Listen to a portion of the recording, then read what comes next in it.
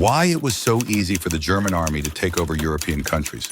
Before the outbreak of World War II, the German army was rightfully considered one of the strongest and most combat-ready in the world.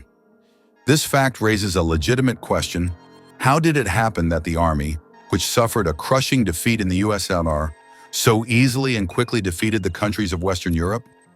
Let's try to understand the causes of this phenomenon. It is worth recalling the main milestones of the Wehrmacht's Western campaign. Denmark surrendered just 6 hours after the start of hostilities. The Netherlands held out for 5 days, Yugoslavia, 11 days, Belgium, 18 days, Greece, which fought against the combined forces of Germany and Italy, for about 24 days, Poland, forced to keep part of the forces on the eastern border for almost a month, and France, 1 month and 12 days. These terms seem insignificant compared to the duration of the battles on the Eastern Front. So what is the secret of the success of the German army in Europe? One of the main factors was the concept of lightning war, Blitzkrieg, which was innovative for that time. While most European armies were preparing for a World War I-style positional war with trenches and fortified lines of defense, the Germans relied on rapid tank breakthroughs with massive air support. Tanks were considered not just as a means of strengthening infantry, but as the main tool for breaking through enemy defenses. Carefully planned operations of mobile tank groups made it possible to quickly wedge into the enemy's location, disorganize his rear, and disrupt the command and control of troops. The suddenness and speed of the blows stunned the enemy. The German tank divisions were superbly equipped, manned by experienced crews, and had a well-established communication system. Combined with dive bombers and motorized infantry, they represented a formidable strike force, which the European armies had nothing to oppose.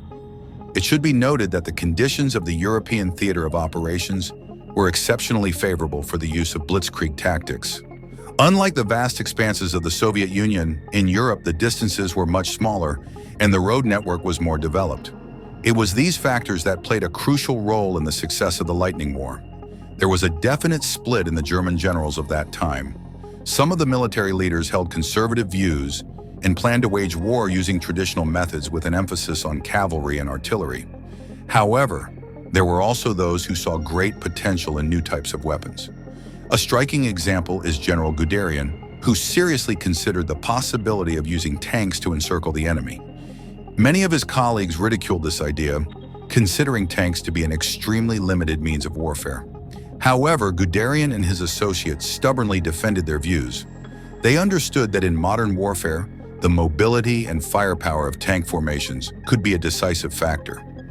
Despite the presence of conservatives in the German generals, in general, the military leaders of the Wehrmacht significantly outperformed their opponents in professionalism and talent.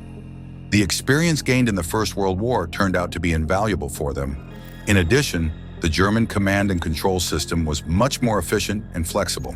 The officers of the Wehrmacht, who were directly on the front line, had greater freedom of action and could make independent decisions based on the prevailing situation.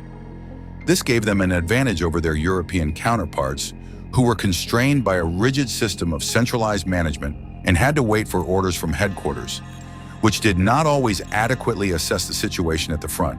The disunity of European countries and their policy of appeasing the aggressor played an important role. When Hitler seized one country after another under various pretexts, the leading European powers, France and Great Britain, preferred to turn a blind eye to this. Some historians explain this passivity by the military weakness of the Western powers compared to the Third Reich. Although this statement is quite controversial, however, it is indisputable that by their connivance, they themselves contributed to the strengthening of Germany. Each captured country provided the Reich with additional resources, industrial facilities, and captured weapons. We must not forget about human resources. Military units controlled by the Germans were subsequently formed from residents of the occupied territories. Instead of joining forces in the face of the growing threat, European countries continued to act separately, guided by narrow national interests. They failed to realize the scale of the danger in time and develop a unified strategy to counter the aggressor. This disunity and indecision played into Hitler's hands, allowing him to gradually build up his military power and capture one country after another. France and Great Britain really had a real opportunity to curb German aggression during the Polish campaign. Moreover, there was an agreement with the Poles on joint actions in the event of an attack by the Reich. At the time of the German invasion of Poland, significant Allied forces were concentrated on the western border of Germany. A strike by the Anglo-French army from the west could put Germany in an extremely difficult position, forcing it to wage war on two fronts. Given the overwhelming superiority of the British Navy, the Reich would also find itself in a naval blockade. Why was this scenario not implemented? There are several versions, each of which has the right to exist. According to the first theory, Great Britain and France simply did not have enough forces for a large-scale offensive, so they preferred a wait-and-see tactic. However, a natural question arises. What did the Allies expect? It would be even more difficult to wage war with Germany when it releases its troops after the defeat of Poland. The second version suggests that the Western powers hoped that, having captured Poland, Hitler would be satisfied with what he had achieved and stop further expansion. However, such expectations looked too naive and short-sighted for experienced British politicians who perfectly understood the essence of the Nazi regime. The third theory seems to me the most plausible.